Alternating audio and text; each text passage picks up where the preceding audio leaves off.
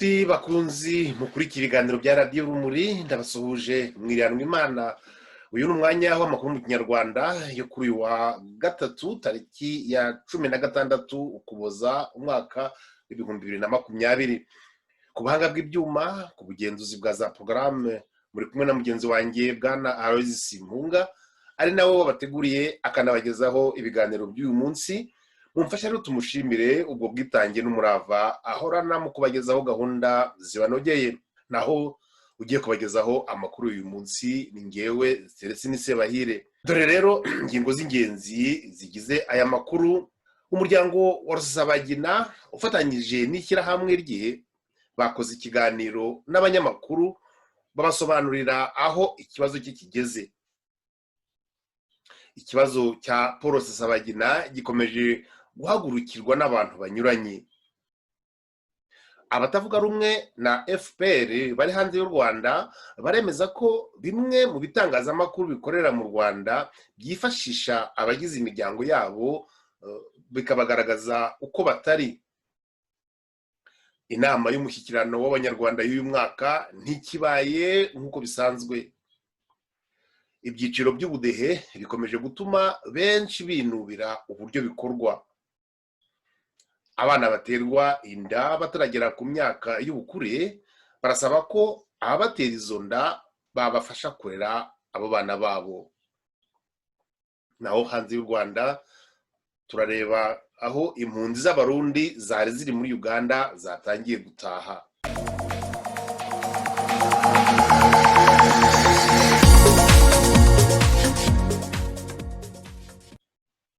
Dore rero ayo makuru ku buryo burambuye.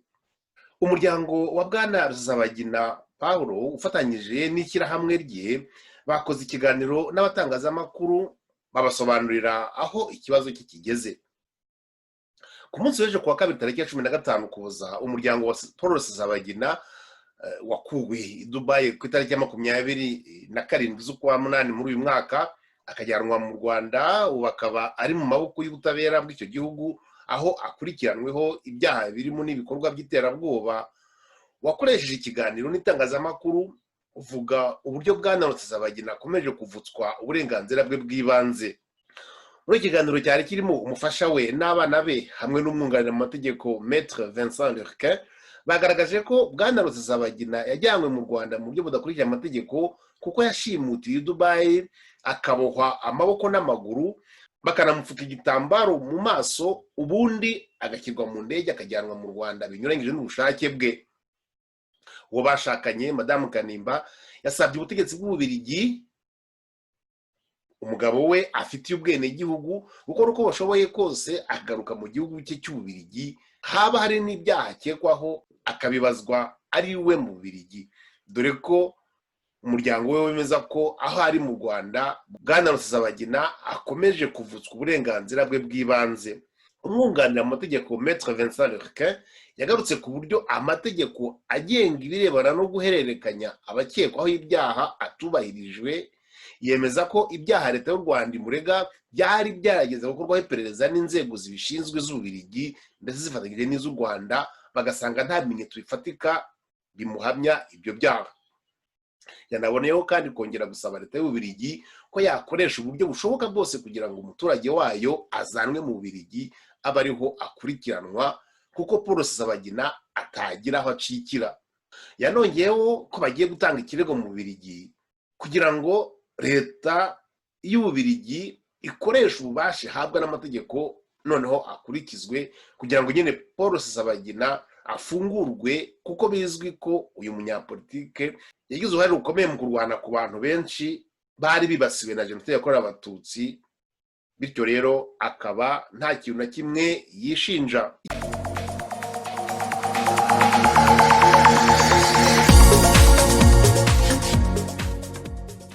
Ikibazo cya Paul Rusesabagina gikomeje guhagurukirwa n'abantu banyuranye.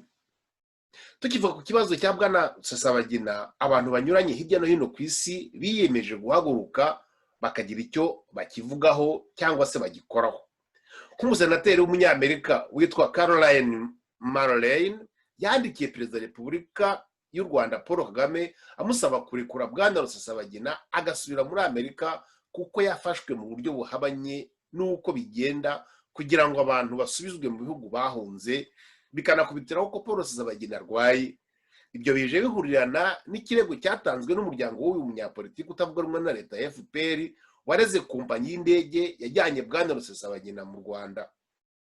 Nk'uko rero tubikesha radiyo Ijwi rya Amerika, umuryango wa Paul Rusesabagina wareze ikigo Genset Aviation, sosiyete anonyme gikodesha indege, kikaba ari nacyo cyatanze indege yatwaye Rusesabagina. Banarega kandi uwitwa Constantin Niyomwungere, bombi bakaba baregwa ibyaha bigera ku 8.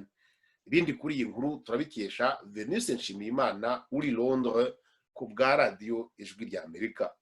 Ikirego cyatanzwe mu rukiko rwa district ya Texas y'uburengerazuba mu rugereko rwa San Antonio cyatanzwe na Paul Rusesabagina n'abagize umuryango we bose, umugore we n'abana be. Bararega ikigo Genjet Aviation, ikigo gikodesha indege gifite icyicaro mu Bugereki. Icyo kigo ni nacyo cyatanze indege ivugwa ko yakoreshejwe mu gushimuta Paul Rusesabagina.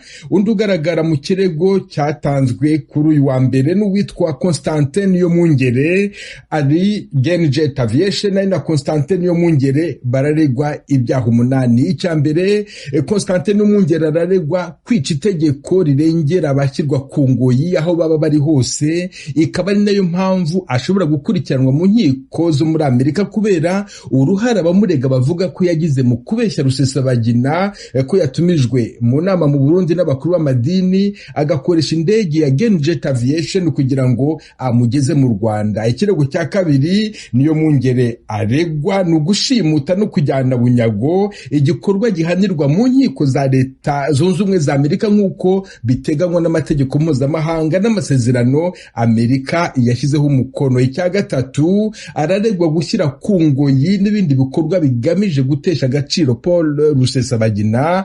Icya kane ni ubufatanyacyaha n'ikigo Genjet Aviation cyatanze indege yatwaye Rusesabagina n'abandi bakozi ba leta y'u Rwanda bavugwa mu kirego uko bakoze umurimo wo guhoza ku ijisho Rusesabagina, bakitwaza Niyomwungere kugira ngo bamugereho bamwizeza kumutumira mu nama abatanze ikirego bita inama za nyirarureshwa. Icyaha cya gatanu kiregwa sosiyete Genjet Aviation na Constantin Niyomwungere ni uburiganya, kuba baramushutse, babigambiriye, bakamugusha mu mutego babizi neza kandi akawugwamo. Icyaha cya gatandatu nacyo kirareba ikigo Genjet Aviation na Constantin Niyomwungere, bararegwa kuba barafunze Rusesabagina mu buryo butemewe kandi bagahuza igikorwa na leta y'u Rwanda kugira ngo afatirwe Dubai yajyanwe mu Rwanda atari ku bushake bwe. Icyaha cya karindwi nacyo kibareba bombi, n'ikibikorwa bakoze n'amagambo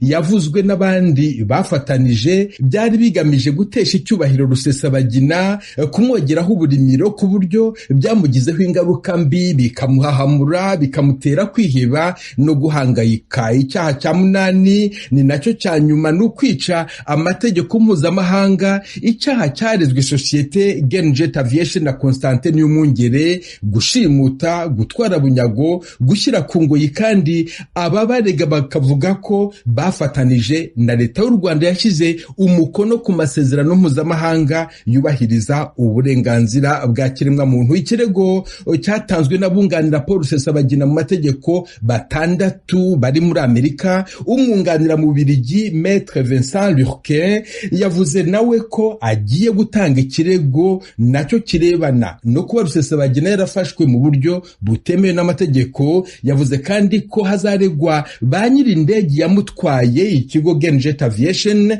n'ababigizemo uruhare, kandi bamwe yongeyeho ko bashobora kuba bafite ubwenegihugu bw'Ububiligi. Maître Lurquin ntiyavuze izina ry'uwo Mubiligi wabigizemo uruhare, ariko yavuze ko azi aho aherereye kandi yizera ko azaboneka. Venuste Nshimiyimana, Ijwi ry'Amerika, Londres.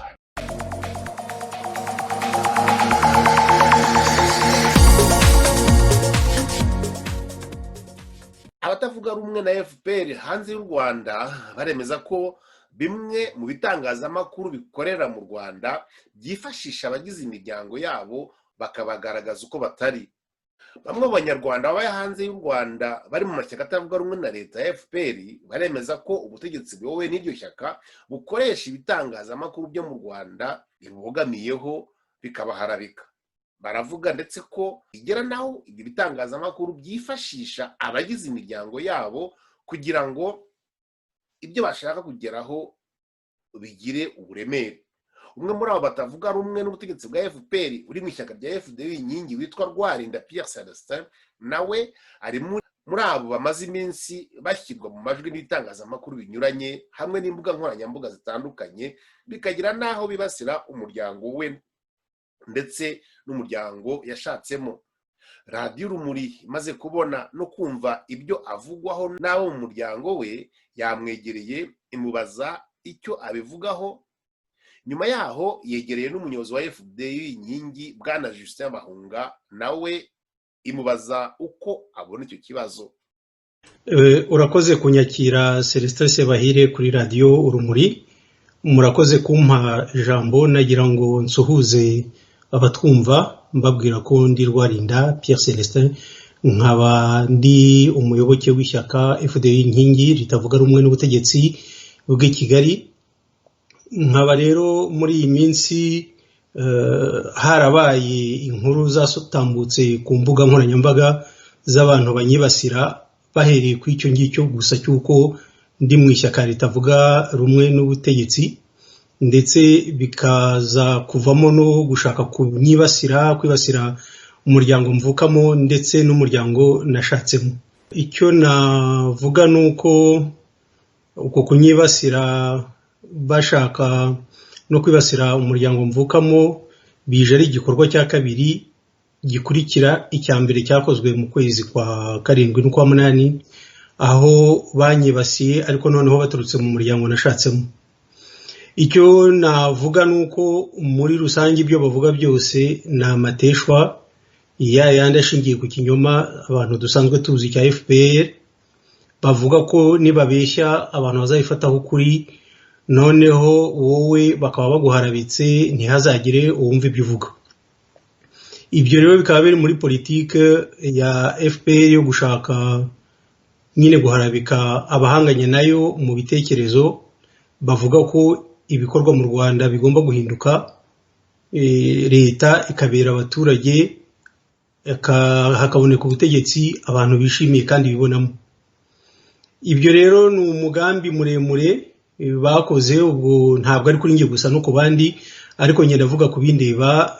Mu kwezi nyine kwa karindwi n'ukwa munani habaye inyandiko yasohotse muri Rushyashya bavuga ko ndi umuntu ufite ipfunwe, harimo amakuru amwe adafite ukuri, kuko wasangaga ibintu byose ari ukubeshya, ndetse ukabona ko bandika no ku muntu batazi, kandi no kugezana n'ubu nta nubwo banzi. Usanga ibintu byose ari ugushakisha. Noneho bakavuga ko ndi umuntu ufite ipfunwe ngo kubera ko nashatse mu muryango w'interahamwe, ko data bukwe ngo yari interahamwe Kabombo, ngo ko yaba yarakoze jenoside muri 1994. Ariko icyo batari bazi ni uko umubyeyi data bukwe yitabye Imana mbere ya jenoside. Yitabye Imana mu mwaka w'1987. Ni ukuvuga imyaka 7 mbere y'uko jenoside iba, imyaka 3 mbere y'uko FPR itera u Rwanda. Ukibaza izo nkuru aho ziva bikakuyobera, ariko ntawe byatangaza FPR tuzi uko ihimba. Ibyo bihimbano byayo rero byose ni ukugira ngo iharabike abantu, ariko kubera ko ibyo bayibwira ibona nta zindi argument ifite ngo ivuge iti muze noneho duhangane mu bitekerezo, tubereke ko hari ibyo dukora kandi tubikora mu kuri. Noneho mwuko gutsindwa kwabo bo bagaca inyuma bakajya gushaka guharabika gusa. Icyo rero akaba ari ikimenyetso, navuga ko ari ikimenyetso cy'intege nke z'ubutegetsi budashobora guhagarara ngo bweme buvugisha ukuri kandi buhangane mu bitekerezo. Icyo cyari igice cya mbere kirebana n'iharabika ryanyuze muri Rushyashya, ariko ntabwo ari Rushyashya gusa kuko bakoze inyandiko barangije bakora na za video zinyura kuri YouTube ya My 250 TV ndetse izindi bazihitisha hariya ku Rugano TV, ndetse n'izindi nyandiko zihita noneho kuri za rezo sosiyo nko kuri Twitter na Facebook. Ibyo rero nibyo bakora, ariko ntacyo bishobora kubagezaho igihe cyose abarimo ibintu by'ibinyoma. Ngibyo ibyo nashaka kugira ngo nkubwire ku gice cya mbere kirebana n'iryo harabika ryakozwe ritangijwe na Rushyashya. Abo bantu babajije uko ari batatu bagaragara muri ya video ni abavandimwe banjye, turaziranye, ndabazi nabo baranzi. Ariko nk'uko bimeze, navuye mu Rwanda hashize igihe kirekire, ntabwo duherukanye, nta nubwo tuvugana, yewe n'ibyo mbamo bya politike ntabwo babizi. Ariko urabona umuntu witwa Kayitare Jean Paul ari we ukoresha ruriya rubuga bita Urugano TV, byaramuhagurukije aragenda ajya mu karere k'iwacu, arabanza akora intambwe ya mbere yo kuzenguruka, arahamenya, arangije arataha. Bukeye rero mu cyumweru gishize ku wa gatanu itariki ya 11 z'ukwezi kwa 12 muri uyu mwaka nibwo yongeye gusubirayo, ajyana n'ikipe afite na za kamera, aragenda abantu atabateguje, abagwa hejuru, atangira kubabaza ibindeba. Ariko ibyo ntibigutangaze, bifite imvano, kuko abo bantu bo mu Rugano turabazi, ni ba bantu bakoze za video zimwe zahise zisabira Ingabire Victoire ngo niyicwe, babivuze ku mugaragaro. Ni ba bandi bakoze za video bavuga ko umurwanashyaka wa Darufa Umurinzi witwa Theophile Ntirutwa wari watewe iwe, noneho ahubwo abamuteye bakica undi muntu w'umupasiteri witwa Theophile kubera ko babiteranije. Abo bantu nibo bakoze video bavuga ko Theophile ari we wishe uwo mupasiteri, bimuviramo no gufungwa na n'ubu ngubu. Abo bantu duhora duhanganye ku mbuga nkoranyambaga, cyane cyane kuri Twitter. Ibyo rero bakoze ngo akaba ari uburyo bwo kugira ngo bacubye umuntu ubamereye nabi, kubera ko nyine nk'uko nabivuze, iyo babuze icyo bakora, iyo babuze ijambo, iyo babuze argument, bo baravuga ngo byose turabimena. Biriya rero n'iterabwoba yo kugira ngo bagende bafate imiryango y'abantu bari muri opposition, babafate nk'ingwate, noneho ngo dukunde duceceke. Ariko ibyo kuri nge ni ukwibeshya, kuko ibikorwa twatangiye ntabwo ari imiryango yacu yabidutumye. Ibikorwa twatangiye ni ukwemera kwacu dufite, ntabwo gushobora guhagarara igihe cyose mu Rwanda hari akarengane, igihe cyose mu Rwanda abaturage basakuza, abaturage barira bavuga bati ubutegetsi butumereye nabi. Icyaduhagurukije rero ntabwo tuzagihagarika, ahubwo nibamenye ko uko bashaka gutoteza iyo miryango, kandi imiryango atari yadutumye, ahubwo bidutera imbaraga zo gukomera no gukomeza intambara twatangiye, urugamba rwo kugira ngo igihugu kibohoke, kigire ubutegetsi buri muntu wese yisangamo, ari abahutu, ari abatutsi, ari abatwa, ari n'abandi batari muri ayo moko, ariko baba muri cya gihugu buri wese akisaganuremo uko ashaka. Icyo navuga kuri izo za gahunda zo kujya bafata imiryango bakayitera ubwoba kugira ngo yihakane abayo, nuko abantu bagaragiye ubutegetsi, kuko bari abantu bashyikiwe n'ubutegetsi bagakora ibintu binyuranyije n'amategeko, mu by'ukuri ari bo ari n'ubwo butegetsi baribeshya, ndetse bigaragaza ko batareba kure. Kuko umuntu uri mu Rwanda afite uko abaho, afite n'ibitekerezo bye. Kumubwira ngo niyihakane umuntu uri hanze ntacyo bihindura na gato ku bitekerezo by'umuntu uri hanze.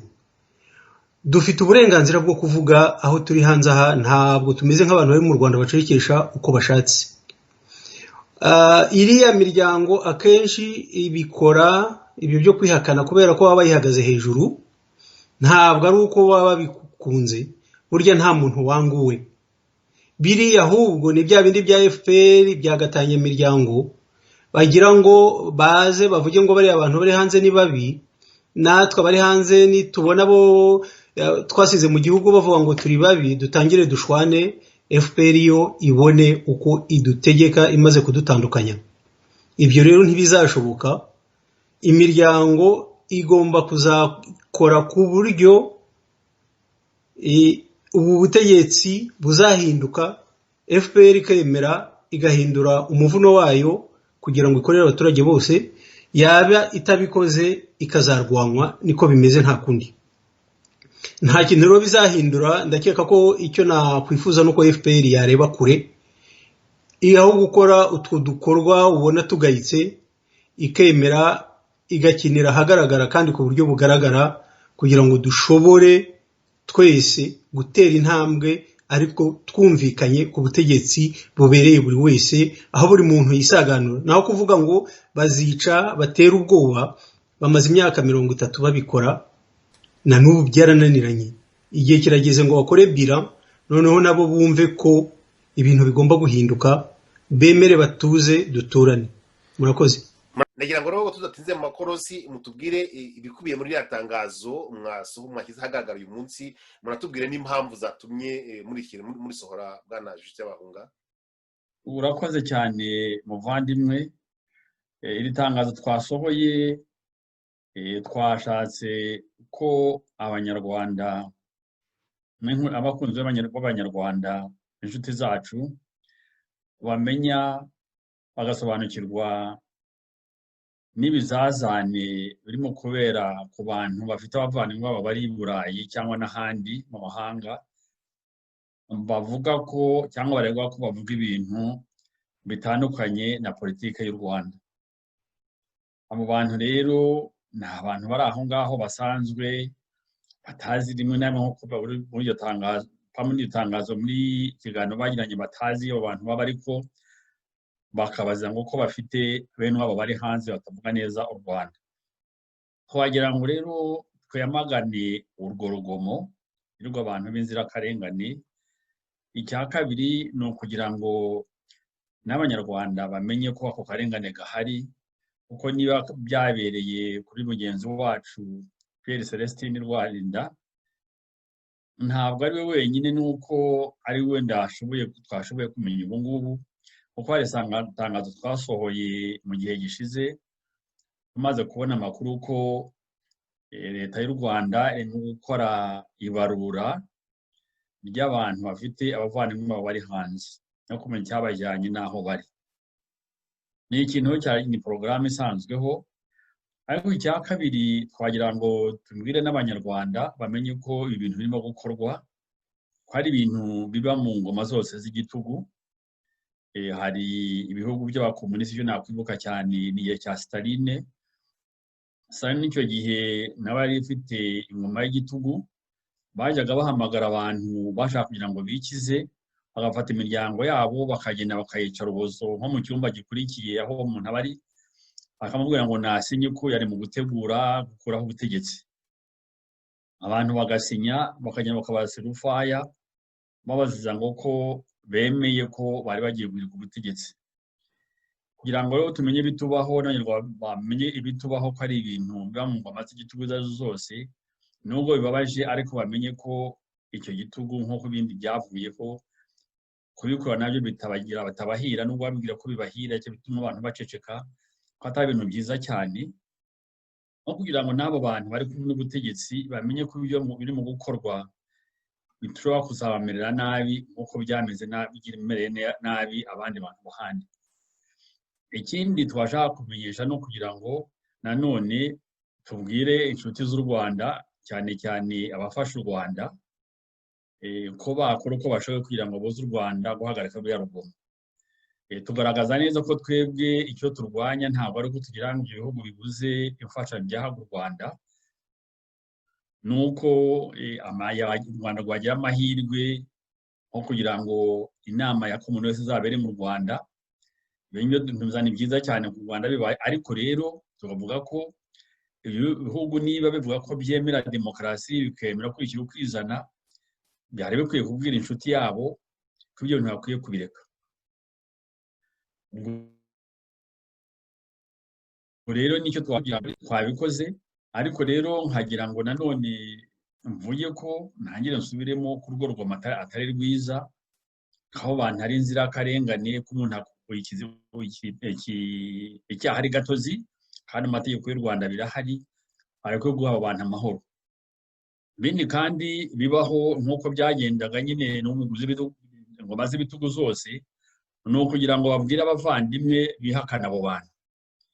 Barabikoze nyine, bumvise ko bavugaga ko uwo muntu, ikiza bavuze nanashimye ni uko nabonaga bavugishaga ukuri, bavuga uwo muntu muvuga ibintu by'amashyaka ntiyabishyagamo, kandi ko bari ikintu cyiza cyane, ntabwo yashamatukaga ngo ajye mu by'amashyaka n'iki. Ikindi bavuga bati tumuzi i Kigali, nkaba mbashimira n'abo bantu bavuze ko bakwiye bavugisha ukuri, kuko babashije umuntu kuvugaho, kuko akenshi baba bagira ngo buvuge ibintu botanaje. Ntabuzemo nyine kuvuga ko bagomba kugira ngo umushinga w'igihugu nanone ukore, bavuga ko abantu nyine ko bataye umutwe, ndabumva kugira ngo bashobore kugira ngo baramuke. Ariko icyangombwa ni uko numvise ni uko aho babaziye basaba bavuga ko uwo Rwarinda yari umuntu mwiza utarajyaga mu bintu by'amashyaka n'iki, akaba ari ikintu nashimira abanyarwanda. Ariko ikindi nkaba nabwira abanyarwanda ko ibyo ngibyo babyitege niko bimeze, ariko kandi imvura iguye yabigahita, ko baramutse babishatse babishyizemo ubushake bakabyanga ko ibyo bintu byarangira.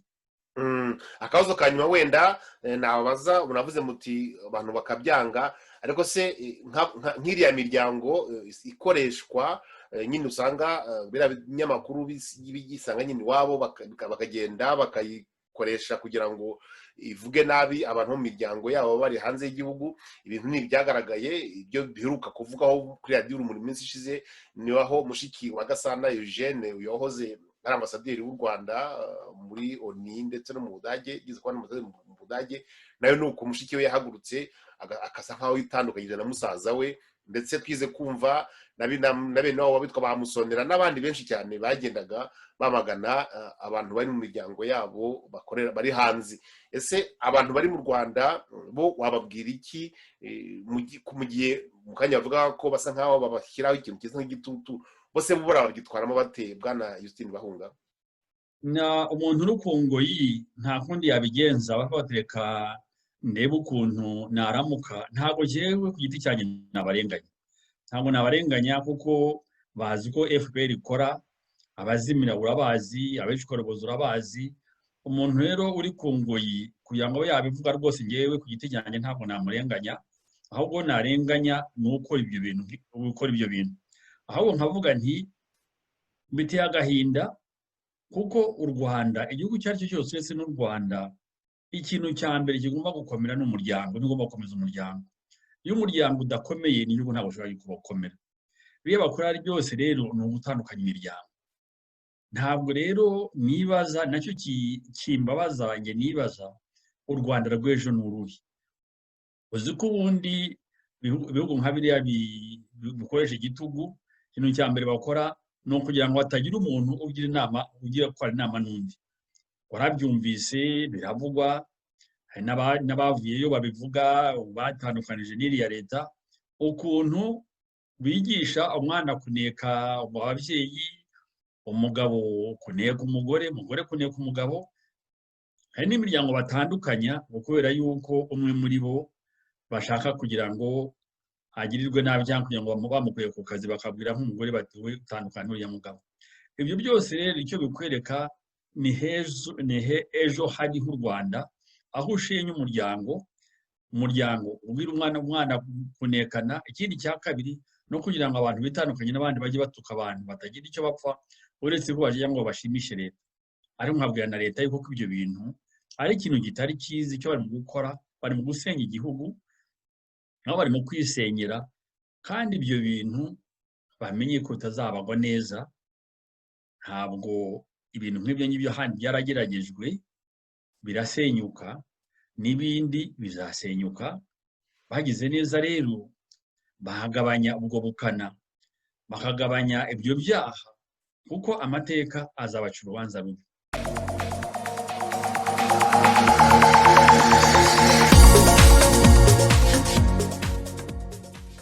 Inama y'umushyikirano abanyarwanda y'uyu mwaka ntikibaye uko bitanzwe. Ubundi usanga tumenyereye ko inama y'igihugu y'umushyikirano ari inama ngarukamwaka, aho iba mu mpera z'umwaka igahuza inzego z'ubuyobozi bw'igihugu n'ibyiciro by'abanyarwanda bitandukanye, baba abari imbere mu gihugu ndetse n'abaturuka hanze y'u Rwanda. Muri iyo nama kandi haganirwa ku ngingo zitandukanye hagamijwe kureba icyerekezo cyiza cy'igihugu mu nzego zitandukanye z'imiyoborere, abaturage bagahabwa ijambo hirya no hino.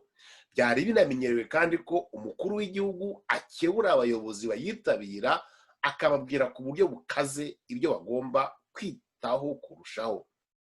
Uyu mwaka ariko siko bizagenda, kuko nk'uko byasohotse mu itangazo ryashyizwe ahagaragara na leta y'u Rwanda bivuye mu nama ya guverinoma yateranye kuri uyu wa mbere tariki ya 14 Ukuboza umwaka wa 2020, iyo nama yasubitswe mu buryo butunguranye kandi yari iteganyijwe gutangira uyu munsi ku wa gatatu tariki ya 16 Ukuboza umwaka wa 2020. Impamvu nyamukuru yatanzwe iki cyemezo ikaba ari uko icyorezo cya COVID-19 gikomeje gukaza umurego, kuko nko mu minsi 2 gusa yabanjirije iyo nama ya guverinoma abantu basaga 230 bapimwe bagasanga bagifite. Kimwe mu bindi byemezo byafatiwe muri iriya nama ya guverinoma ni uko ingamba zo gukumira icyorezo cya COVID-19 zakajijwe kurushaho, cyane cyane mu mujyi wa Musanze, aho amasaha yo kuba abantu batashye yigijwe imbere akavanwa kuri saa 3 nk'uko ahandi bimeze, agashyirwa saa 1.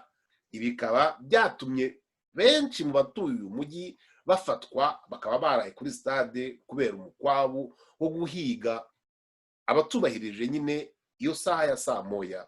Ibindi ku byemezo byafashwe n'iyo nama y'abaminisitiri yo kuri uyu wa mbere turabikesha Radio BBC mu nkuru ya Jean Claude Mwambutsa. Kimwe mu byemezo bikomeye byafashwe ni ukugabanya igihe abantu bemereye kumara batari mu ngo zabo. Mu gihugu hose abaturage basabwa kutarenza isaa 3 y'ijoro bakiri hanze, naho mu minsi ya Noheli n'Ubunani bakazategekwa kutarenza isaa 2 batarataha. Mu karere ka Musanze kari mu majyaruguru y'igihugu ariko ingamba zakajijwe cyane, kuko bo bategetswe kutarenza isaha ya saa 1 y'umugoroba. Habaye iki muri aka gace cyatumye hafatwa byihariye? Uyu ni Minisitiri Daniel Ngamije w'ubuzima kuri aya manywa avugiye kuri televiziyo y'igihugu. Mu bantu twagiye dusuzuma benshi basaga 100, abasaga 13% bari bafite ubwandu bwa COVID. Igihe mu buryo tunguranye butateganyijwe uhuye n'abantu ukamuhagarika ugafata igipimo ukaza kubona muri ubwo buryo urengeje 10% ku bantu basuzumye bose bafite icyo kibazo cy'ubuzima, biba bivuze yuko muri abo baturage bari aho hantu ikibazo gifatika gihari. Kandi noneho muri no minsi turabona muri ibyumweru bishize hari ubwiyongere bw'abarwayi bagiye baza mu bitaro bya Musanze bafite ibimenyetso nk'ibya COVID, tukabasuzuma tugasanga bafite COVID. Ibyemezo bishya bije mu gihe abantu bibazaga uko bazitwara mu mpera z'umwaka. Mu gihe cy'iminsi ya Noheli n'Ubunani icyagaragara nk'ibirori nubwo cyabera mu rugo rw'umuntu cyose ubu kirabujijwe, ndetse n'igenzura ry'igipolisi ngo ntirizatinya gukomanga ku miryango y'abantu. Minisitiri Ngamije yasabye abaturage kwitwararika, byagaragara ko badohotse hakaba hakongera gufatwa n'ibindi byemezo bikarishye. Minisitiri w'ubuzima ndetse n'umuvugizi w'igipolisi bongeye gutunga agatoki zimwe mu nzu zicuruza ibiribwa bitetse cyangwa resitora zigeraho zigakora nk'utubari, kuko udusanzwe tumaze amezi 9 yose dufunze. Byavuzwe ko hagiye kongera gukazwa ibihano birimo gufungira aba bantu no kubataranga ku karubanda. Avuga ku nkingo zatangiye gutangwa mu bindi bihugu, Minisitiri w'ubuzima yavuze ko abanyarwanda badakwiye kwibwira ko mu kwezi kwa 3 uwa mbere azakingirwa. Kuri we ngo icyatangiye gukorwa mu gihugu ni imyiteguro yo kuba cyakingira mu gihe urukingo rubonetse, ariko yirinda kuvuga niba hari ubushobozi u Rwanda rufite bwo kwigurira umubare runaka w'inkingo.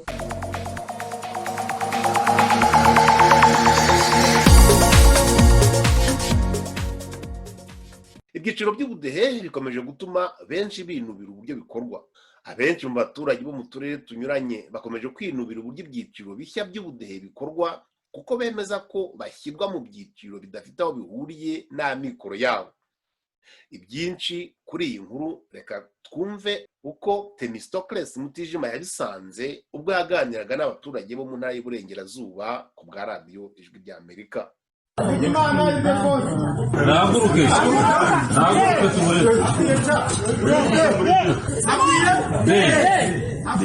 Ni ahateraniye abaturage bo muri umwe mu midugudu ibarizwa mu mujyi wa Kamembe ho mu karere ka Rusizi mu burengerazuba bw'u Rwanda. Umuyobozi w'akagari arahamagara izina ry'umuturage, undi nawe agatambuka akajya imbere ya bagenzi be, hanyuma bo nabo bakavuga icyiciro cy'ubudehe akwiriye gushyirwamo bashingiye ku mibereho ye basanzwe bazi. Aba baremeza ko icyo gikorwa kirimo kugenda neza ndetse ko ari bo ubwabo barimo kucyikorera.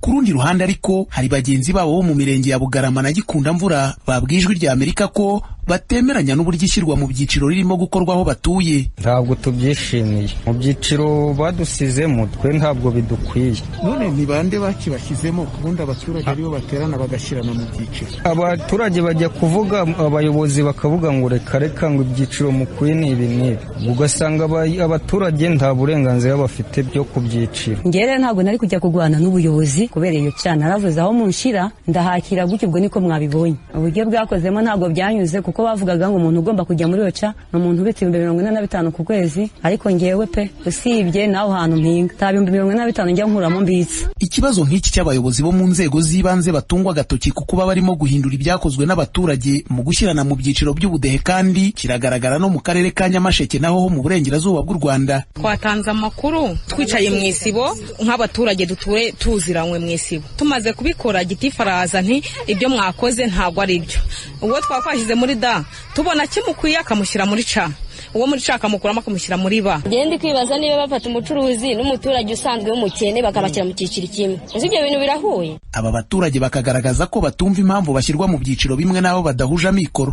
Nkanjye ubu ngubu tuvuge ahantu ntuye turaturanye ni ikibanza gusa, mfite umuryango w'abantu 6, ntangira mituweli n'ikirishuro, ndi n'ikimuga, mfite tije mu kaguru, ariko kugeza n'ubu ngo ndi muri cya cyiciro cy'abakire. Hari umuntu bashyira mu cyiciro cyaca nanjye nkakijyamo, wabona imibereho afite, wabona niyo mfite, ukabona ntabwo bihuye, tukajya mu cyiciro kimwe.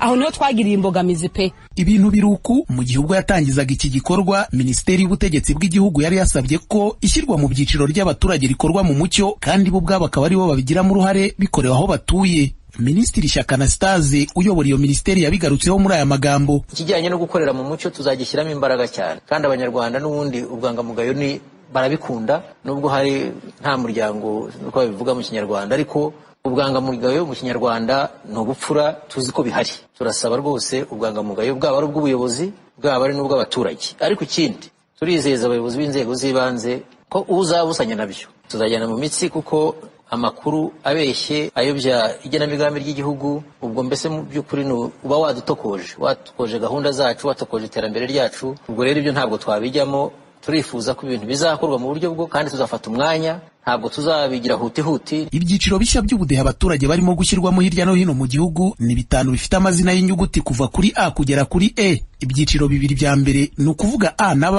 ubutegetsi busobanura ko ari iby'abishoboye ndetse bashobora no kunganira leta mu kuzamura imibereho ya bagenzi babo. Ni mu gihe 2 bikurikiyeho ni ukuvuga C na D ari iby'abakeneye kunganirwa kugira ngo bashobore kuzamuka mu iterambere, naho icyiciro gifatwa nk'icya nyuma cya E kikaba icy'abageze mu zabukuru n'abandi bafite ubumuga bukomeye batagishoboye gukora ku buryo bakeneye kwitabwaho by'umwihariko.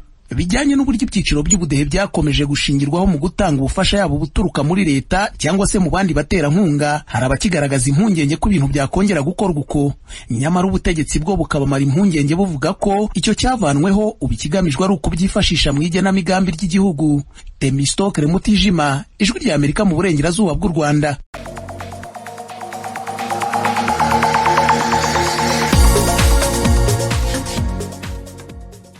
Radiyo Urumuri yakiriye kandi n'ubundi buhamya bw'umuturage wo mu kandi karere wayibwiriye uko byagenze ubwo bajyaga mu nama yo gushyira abantu mu byiciro.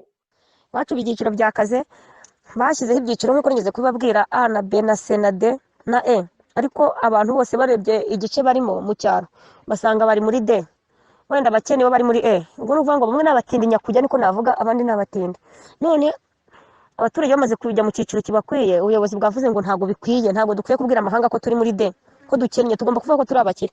Ubu rero ngo bagiye kubisubiramo, ariko hagati y'aho ngaho abaturage benshi mu mudugudu wacu bari babonye ngo nk'abantu nka 200 bari muri de. None ubu barahamagaye ngo saa 8 ngo nibasubireyo ngo bajye kujya mu giciro cy'abakire. Ndimo ntongana n'umuyobozi w'umudugudu, ntese muri mushyira mu bantu mu cyiciro kitari cyo kugira ngo bigende gute. Nawe akavuga ati nanjye ni uko mbibonye. Ngeze aho nsanga ndamurenganya, ariko mwumve mujye mwicara muzirikana abaturage bari mu Rwanda. Ugeze i Kigali ukabona amazu ahubatse, ukabona amamodoka, ukabona iki, ushobora kuvuga uti abanyarwanda twateye imbere. Ugeze mu cyaro ukabona umuntu wabuze n'ahasora mu mushogoro, ukabona umuntu araburaye, ukabona umuntu arimo arakwiyahura hati ndapfuye, inzara iranyishe. Ushobora kubona nanone ishusho iri mu cyaro y'u Rwanda. Ni ukuvuga ngo harimo agasumbane karekare, nk'uko umwe bari mu musozi hejuru undi ari mu mpanga hasi. None baragira bati mwese muvuge ko mukize. Ubu rero rwose inaha hari umwuka mubi, ibyiciro byatumye abantu bavuga amangambure.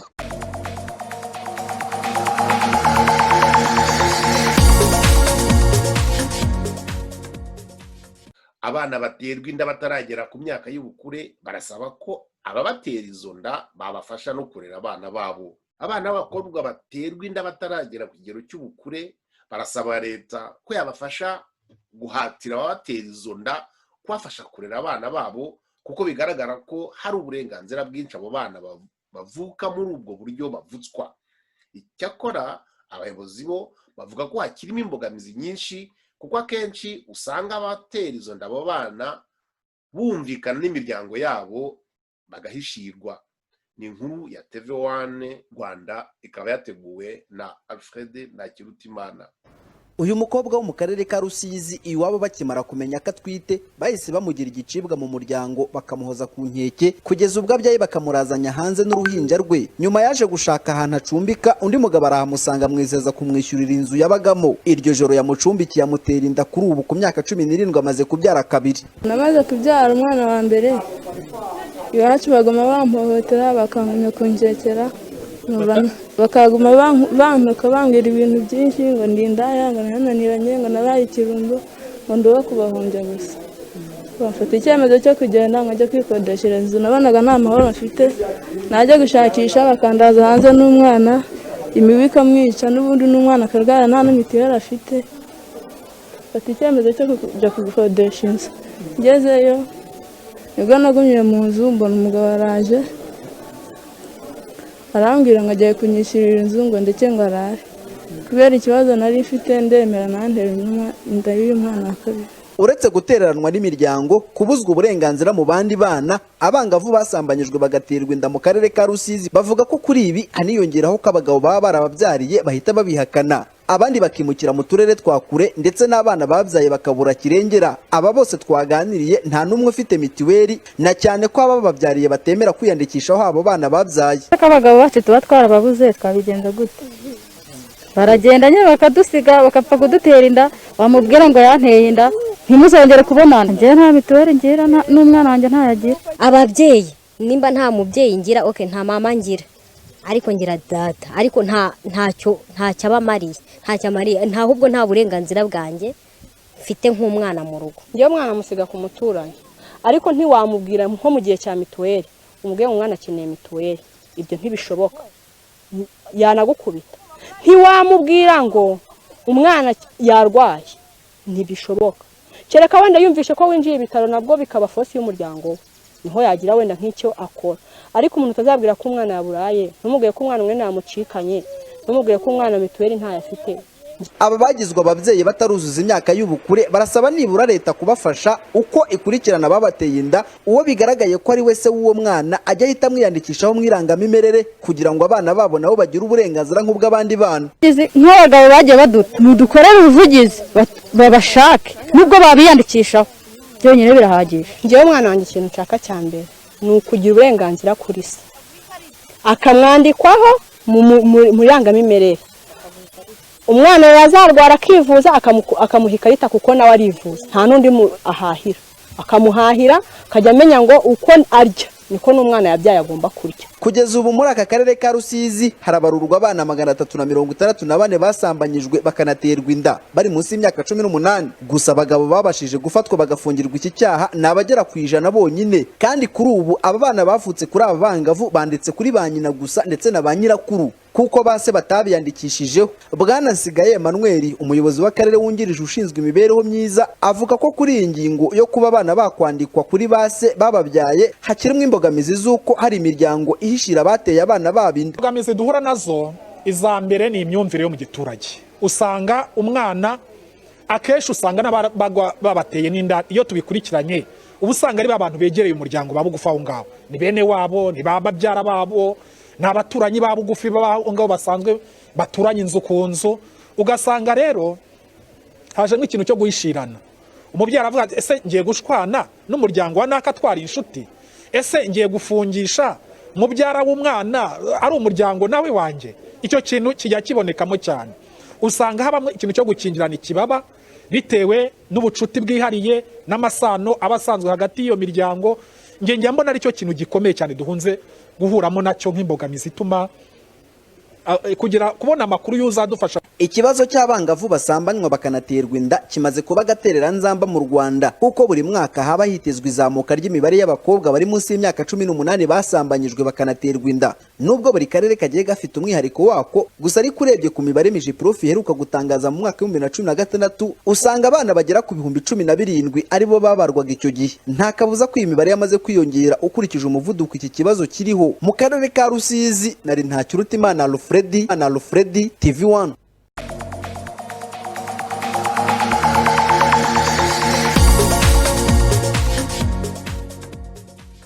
Impunzi z'abarundi zari muri Uganda zatangiye gutaha. Amakuru yacu y'uyu munsi reka tuyasoreze ku gihugu gituranye n'u Rwanda ari cyo Burundi, aho nyuma y'uko muri iki gihugu hatorewe perezida mushya nyakubahwa Evariste Ndayishimiye, impunzi z'abarundi zari mu bihugu bitandukanye zatangiye gutaha. Nyuma y'izaturutse mu Rwanda, muri Tanzania no muri Repubulika ya Demokarasi ya Kongo, ubu hatahiwe izo muri Uganda. Ejo izigera ku 120 zikaba zaratahutse zije mu ndege. Ibindi bisobanuro turabikesha Radio BBC. Umugwi wa mbere washitse ku munsi w'ejo, hanyuma baza n'indege bakirirwa ku kibuga c'indege mpuzamakungu Ndadaye Melchior ca Bujumbura. Abaje ari 121 baza n'indege yaje kabiri. Bamaze kwakirwa, murabizi ko batangura bagakorerwa bya bintu by'ibipimo kugira barabe yuko badafise cyane cyane wa mugera wa coronavirus. Hanyuma baciye bajanwa mu kibanza bazobarindiriramwo kiri mu bwiza ngaha mu gisagara ca Bujumbura, aho bazomara umunsi umwe canke iminsi ibiri, hanyuma bagaca bajanwa mu miryango yabo. Babaga mu yihe nkambi? Baje bava mu ikambi ya Nakivale. Murazi yuko mu kwezi k'umunani guheze ariho hari umugwi w'impunzi wari wanditse ikete wandikiranye n'icubahiro mukuru w'igihugu cacu Burundi umusaba ko yobufasha gushobora guhunguka mu iteka kandi vyisunza amategeko. Hanyuma rero nyene icubahiro yaciye abemerera, nico gituma inzego zibijejwe kuhungukana impunzi zaciye zikora. Ejo rero akaba ari umugwi wa mbere washika. Umugwi ugira kabiri tukaba tuwiteze ku munsi wa kane, no kuvuga hirya y'ejo, nabo nyene bakaba bazoca ku kibuga mpuzamakungu Ndadaye Melchior ci Bujumbura. Muri rusange mwiteze bangahe bagomba guhunguka? Ibiharuro bigenda bihindagurika bivanye nuko bamwe baza baraza, hari abaza baciye mu nzira zo gutahukanwa, hari n'abaza baciye muri izo nzira, hari n'abava mbere muri kiya gihugu twari tugize iminsi wakira bake bake baje n'imodoka bakinjira ku mupaka hari Ikobero mu ntara ya Muyinga. Ibitigiri bigenda bihindagurika. Haba hari impamvu yihariye yatumye izi ngizi ziza mu ndege? Impamvu yihariye nuko bwa mbere ho murabona ikiriya gihugu kiri kure, ukuza n'imodoka babonye atari bwo buryo bwonyaruka, kuko bamaze kubisaba nyiricubahiro mukuru w'igihugu ngaha yari yaciye atanga itegeko ko ico gihugu conyaruka. Hama rero twashatse kunyarutsa ico gihugu nkuko bari bakidutegetse, duca tubona uburyo bwonyaruka ari ubwo, nico gituma twaciye dushima gukoresha ubwo buryo dufashanije nabo dusanzwe dukorana nkajya hamwe mpuzamakungu bita HCR n'abandi. None iyo ndege ni HCR yayitanze cyangwa ni leta y'u Burundi yayohereje kujya kuzicyura? Ahanini uburyo bwinshi butangwa n'ishira hamwe HCR. Leta nayo irafise ivyici ikora, ariko turabikorana vyose.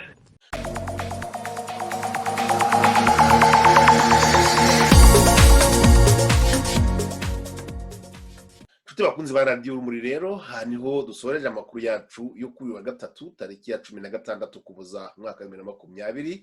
Kaba nkomeje gushimira mugenzi wanjye bwana Aloysius Munga utubereye ku buhanga bw'ibyuma, ku bugenzuzi bwa gahunda, akaba kandi ari nawo kubagezaho ibiganiro by'uyu munsi. Ngewe Celestine Sebahire nongeye kubifuriza gukomeza kunogerwa na gahunda za radiyo yanyu, ubundi tuzabona n'ubutaha. Muramuke neza, muhorane Imana.